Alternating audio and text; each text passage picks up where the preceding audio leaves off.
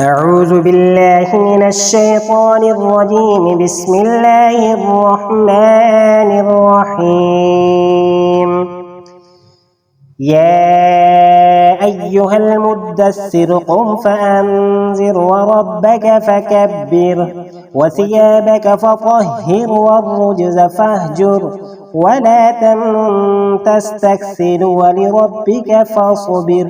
فإذا نقر في الناقور فذلك يومئذ يوم عسير على الكافرين غير يسير. ذرني ومن خلقت وحيدا وجعلت له مالا ممدودا وبنين شهودا ومهدت له تمهيدا ثم يطمع أن أزيد كلا إنه كان لآياتنا عنيدا. سأرهقه صعودا إنه فكر فقدر فقتل كيف قدر ثم قتل كيف قدر ثم نظر ثم عبس وبسر ثم أدبر واستكبر فقال إن هذا إلا سحر يؤثر إن هذا إلا قول البشر.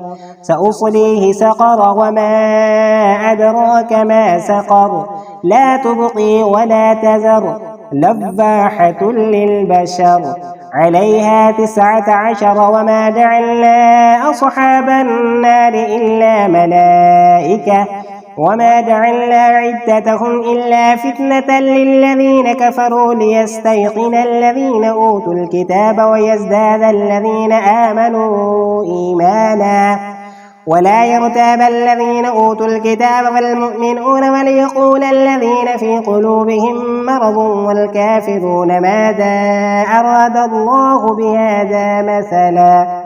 كذلك يضل الله من يشاء ويهدي من يشاء وما يعلم جنود ربك إلا هو وما هي إلا ذكرى للبشر. كلا والقمر والليل إذ أدبر والصبح إذا أسفر إنها لإحدى الكبر نذيرا للبشر.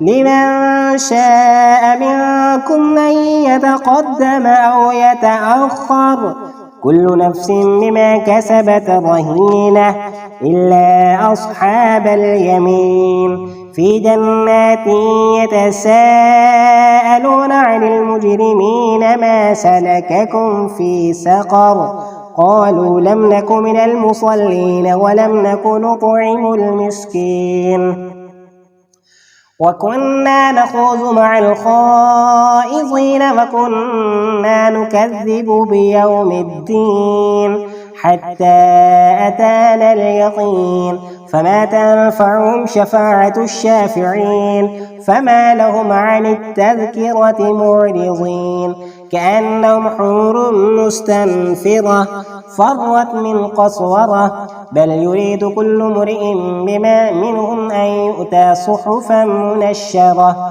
كلا بل لا يخافون الآخرة كلا إنه تذكرة فمن شاء ذكره وما يذكرون إلا أن يشاء الله هو أهل التقوى وأهل المغفرة. صدق الله العظيم.